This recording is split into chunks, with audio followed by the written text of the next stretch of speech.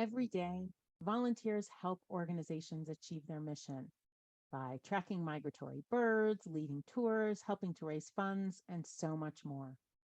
While organizational leaders usually recognize that volunteers provide valuable support and services, many still make decisions based on common misconceptions about volunteer engagement, based on widely held myths.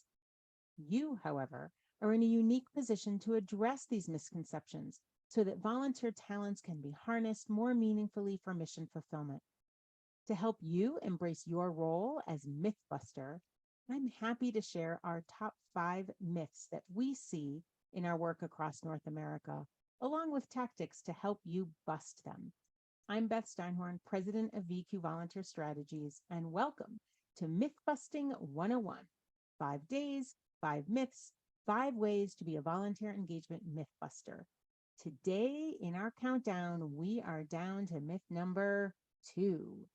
We've already covered myth 5, success is measured in hours and dollars, as well as number 4, volunteers are free, and on to number 3, volunteers are a program, not a strategy. But today it's time for number 2. Are you ready? Here it is. More recruitment alone will solve our challenges. Recruitment is a big challenge. According to multiple research reports and countless conversations we've had with colleagues, volunteer recruitment is a top challenge across the globe. According to the State of Volunteer Engagement report recently released by the Do-Good Institute, demand for services and staff workload has risen, while staff and resources have remained stable or gone down. In other words, demand for services going up, while staff and resources are flat at best. This only makes recruitment challenges more acute and more pressing. Unsurprisingly, to fill these open positions, many organizational leaders are simply doubling down on tried and true recruitment methods, just doing them more loudly, so to speak, hosting more online listings, offering more volunteer incentives, or beseeching the same dedicated volunteers to increase their already heavy commitment. But more of the same won't work this time.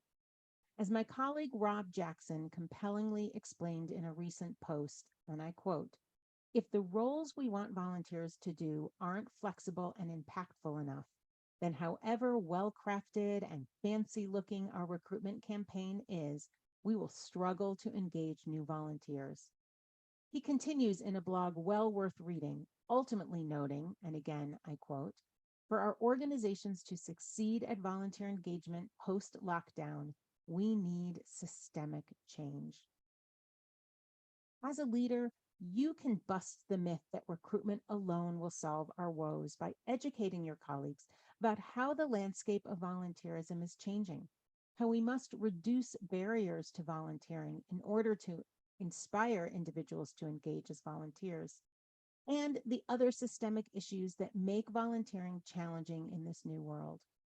And you can change your systems, review your policies, refine your volunteer roles to make volunteering more accessible and more appealing, while also leveraging more innovative recruitment strategies that some organizations have already found effective, such as personas, which are groups of like-minded, and I would add like-motivated individuals, not just demographics, but psychographics.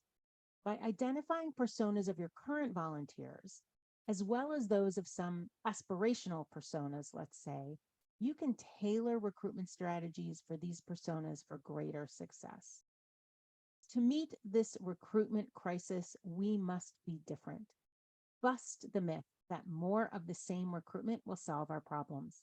In doing so, you'll lay the groundwork as well to bust myth number 1, coming tomorrow in Mythbusting 101: 5 days, 5 myths, 5 ways to be a volunteer engagement mythbuster.